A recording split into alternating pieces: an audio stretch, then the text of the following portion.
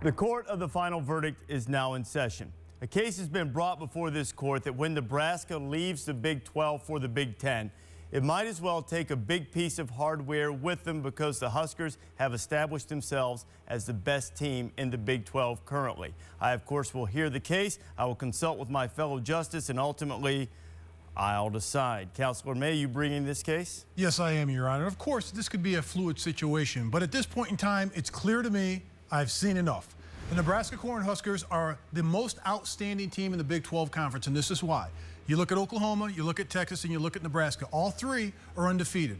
But Nebraska has been impressive in every single victory, particularly this last victory, traveling to the West Coast, facing a formidable team in Washington and a quarterback that Mel Kiper, Todd McShay from ESPN have ranked as the #1 quarterback going into next year's draft, and they shut him down 4 for 20 in that football game, 71 yards, 1 touchdown, 2 interceptions, 1 return for a touchdown by the Nebraska defense. And not only that, how dominant was this Nebraska offensive line? Not 1 100-yard rusher, not 2 100-yard rushers, but 3 100-yard rushers in this game.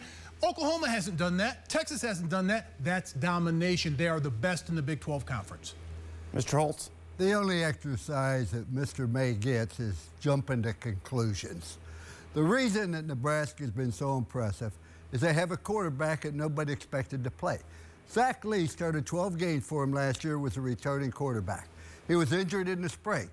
Now, the young man Taylor Martinez wasn't even second team. He was third team coming into fall camp. People aren't used to a running quarterback. They will adjust to that. And let me say this also. Oklahoma's been very impressive. So is the University of Texas. And we will find out who is the best team as we go along. And a lot of people say the reason Nebraska jumped to the Big 10 is because they can't win the Big 12. We'll wait and see. But you can't say, oh, they're the best because they look good against a team that lost decisively to BYU. Well, Your Honor, I think it's plain and simple. Mr. Holtz has already made my case. As impressive as Nebraska has been, that's exactly the words that he used.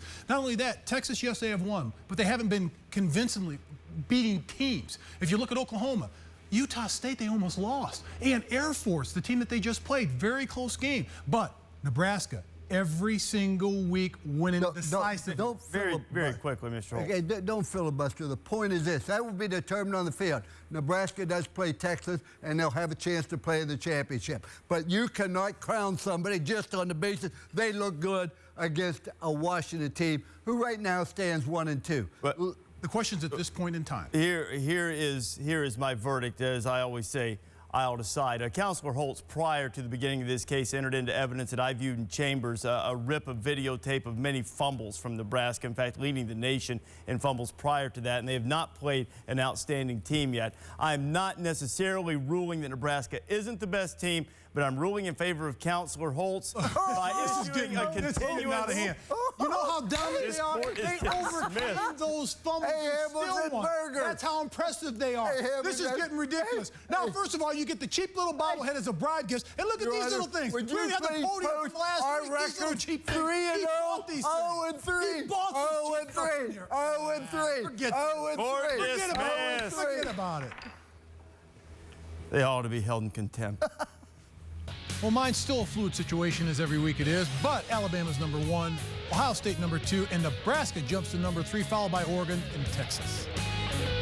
You know, every week we hand out the helmet stickers. Winners get a helmet sticker t-shirt signed and suitable for framing. Mark, who's the first sticker go to? The Nebraska offensive line, all 5 of those big, good-looking guys up front for 383 yards rushing. 3 different players rushed for 100 yards against Washington in their victory today.